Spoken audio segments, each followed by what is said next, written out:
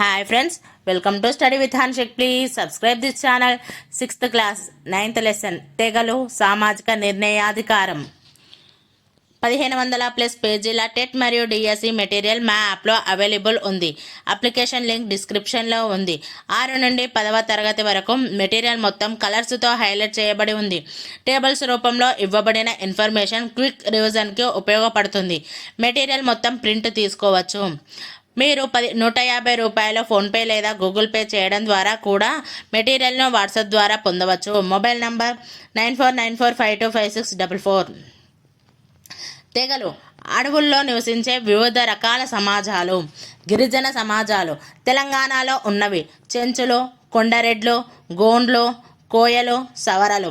ఒక తెగ ఒక పెద్ద ప్రాంతంలో కొన్ని గ్రామాలుగా లేదా ఆవాస ప్రాంతాలుగా ఉండవచ్చు. ఫ్యూరర్ హైమండార్ఫ్ తెలంగాణలోని గోండుల గురించి పుస్తకం రాశాడు.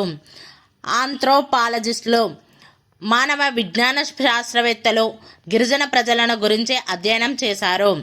ఫ్యూరర్ హైమండార్ఫ్ ప్రముఖ పరిశోధకుడు, ఆంథ్రోపాలజిస్టు. 1940 ఫ్యూరర్ హైమండార్ఫ్ తెలంగాణకు వచ్చాడు. చెంచులు, కొండరెడ్లు, గోండ్ల గురించి అధ్యయనం చేశాడు. గోండు పంచ్ అంటే పంచాయతీ, పట్ల అంటే గ్రామ పెద్ద అధికారాన్ని పంచ్ లేదా పురుషుడు యజమానిగా ఉండేవారితో ఏర్పడిన మండలి నుండి పొందుతాడు. పంచ్ పంచాయతీ, మండలి లేదా గ్రామసభ గ్రామానికి సంబంధించిన అంశాల మీద కానీ గ్రామ పెద్దను నిర్ణయించడంలో కానీ గ్రామసభ అంటే మండలి నిర్ణయమే కీలకం. పంచాయతీ సమావేశాలు క్రమబద్ధంగా జరగవు, ఎప్పుడో అవసరమైతే అప్పుడు జరుగుతాయి. ముఖ్య అంశాలు చర్చించేటప్పుడు అందరూ మగవారు హాజరవుతారు. యువకులు, మహిళలు అది జరిగే విధానాన్ని పరిశీలిస్తారు. ఆడవాళ్ళకి ఈ మండలిలో మాట్లాడే అవకాశం లేదు, కానీ వాళ్ళ సమస్యలను విన్నవించే అవకాశం ఉంది. పంచాయతీ నిర్వహించేవి ప్రధాన పండగల తేదీలో నిర్ణయించడం, వివాహం, విడాకులు, తగాదాల పరిష్కారాలు, కర్మకాండ విధి విధానాలు నిర్ణయించడానికి సంబంధించిన అంశాలను నిర్వహిస్తుంది. దోషిగా నిర్ణయించిన వారికి జరిమానా విధిస్తుంది. గ్రామాన్ని వదిలి వెళ్ళమని ఆదేశిస్తుంది లేదా ఇతరులు ఆ దోషితో సంబంధాలు జరపకుండా నిరోధిస్తుంది. సంయుక్త సమావేశం గ్రామాల మధ్య సమస్యలు వచ్చినప్పుడు అన్ని పంచులు అంటే పంచాయతీలు సంయుక్త సమావేశం నిర్వహిస్తాయి. పట్ల లేదా గ్రామ పెద్ద ప్రతి గ్రామానికి పెద్దగా వ్యవహరిస్తాడు. పంచాయతీకి జవాబుదారు. పట్ల పదవి వారసత్వంగా వస్తుంది. పంచాయతీ సమావేశాలు క్రమబద్ధంగా జరగవు, అవసరమైనప్పుడు జరుగుతాయి. 1940-1950 నుండి గోండుల ఆచార వ్యవహారాల్లో మార్పులు చోటు చేసుకున్నాయి అని వివరించినది హైమండార్ఫ్. ఇతర ముఖ్య సమాచారం పాయింట్స్ రూపంలో. మన దేశంలోని చాలా రాష్ట్రాల్లో ఉండే తెగలు ప్రధానంగా అడవుల్లో జీవనం సాగిస్తున్నారు. వాళ్ళందరికీ విభిన్న జీవన విధానాలు, భాషలు, సంస్కృతులు ఉన్నాయి. వీళ్ళ మధ్య ఒకే రకమైన లక్షణాలుండటం వల్ల వీరందరినీ గిరిజనులు అంటున్నారు. ఒక తెగలోని సభ్యులందరూ తామంతా ఒకే మూల పురుషుని నుండి వచ్చిన వాళ్ళమని భావిస్తారు. అందువల్ల తెగలోని సభ్యులందరూ ఒకరినొకరు బంధువుగా తలుస్తారు. సహజ వనరులైన అడవి, భూమి, నీరు, పచ్చిక బయళ్ళు వంటి వాటిని ఆ తెగకు ఉమ్మడి ఆస్తిగా భావిస్తారు. ఈ వనరులన్నింటినీ తెగ నిర్ణయాలనుగుణంగా వాడుకోవచ్చు. ధనిక, పేద తారతమ్యాలు వీరిలో కనబడవు. ప్రతి ఒక్కరికి తెగ సమిష్టి ఆదాయంలో వాటా ఉంటుంది. తెగ భూమి మొత్తాన్ని అన్ని కుటుంబాలకు కుటుంబంలోని సభ్యుల సంఖ్యను బట్టి పంచుతారు. కొన్ని సందర్భాల్లో కొన్ని సంవత్సరాల తర్వాత తిరిగి కుటుంబాలకు భూమిని పంచుతారు లేదా విభజిస్తారు. మరికొన్ని సందర్భాల్లో గిరిజన సమూహ సభ్యులందరూ సాగు చేసి పండిస్తారు.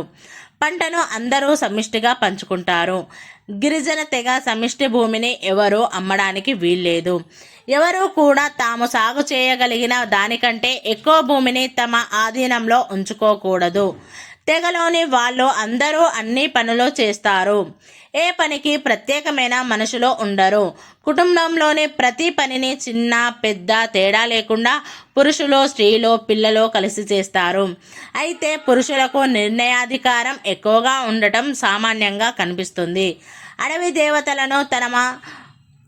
దేవతలను తమ మూల పురుషులను సంతృప్తిపరచడానికి వీలుగా జరిపే సామూహిక ఉత్సవాలకు, పండుగలకు గిరిజన సమూహంలో ఎక్కువ ప్రాధాన్యం ఇస్తారు. వివిధ విశ్వాసాలు, ఆచారాలు, పాటలు, నృత్యాలు, చిత్రకళలు వంటి వీళ్ళ సమూహాల్లో సామాన్యంగా కనిపిస్తాయి. ఫ్యూరర్ హైమండార్ఫ్ ప్రముఖ ఆంథ్రోపాలజిస్టు 1940లో తెలంగాణకు వచ్చి చెంచులు, కొండరెడ్లు, గోండ్ల గురించి అధ్యయనం చేసి వాళ్ళ గురించి పుస్తకాలను రాశాడు. భారతదేశంలోని వివిధ గిరిజన తెగలను అధ్యయనం చేశాడు. ముఖ్యంగా ఈశాన్య రాష్ట్రాలలోని గిరిజనులను అధ్యయనం చేశాడు. పంచ్ తీర్పులు వివాదాలకు సంబంధించి వాస్తవ విషయాలు తెలుసుకుంటుంది.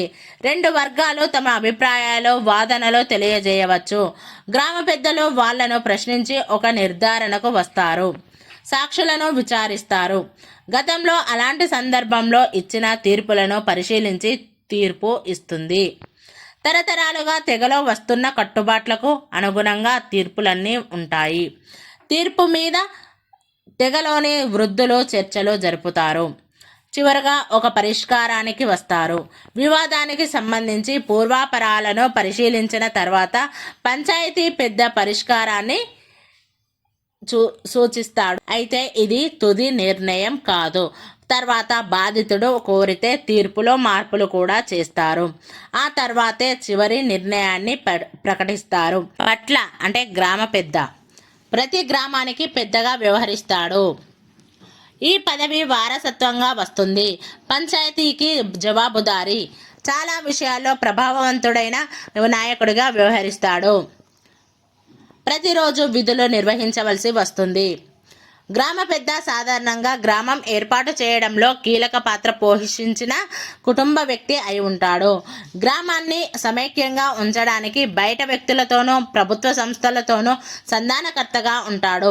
పండగల్లో గ్రామానికి సంబంధించిన సామాజిక కార్యక్రమాలలో సమన్వయకర్తగా వ్యవహరిస్తాడు. గ్రామానికి వచ్చిన అతిథులకు ఆతిథ్యం ఇస్తాడు. ప్రతిఫలంగా గ్రామస్తులందరూ గ్రామ పెద్ద పొలంలో సంవత్సరంలో ఒకరోజు పని చేస్తారు.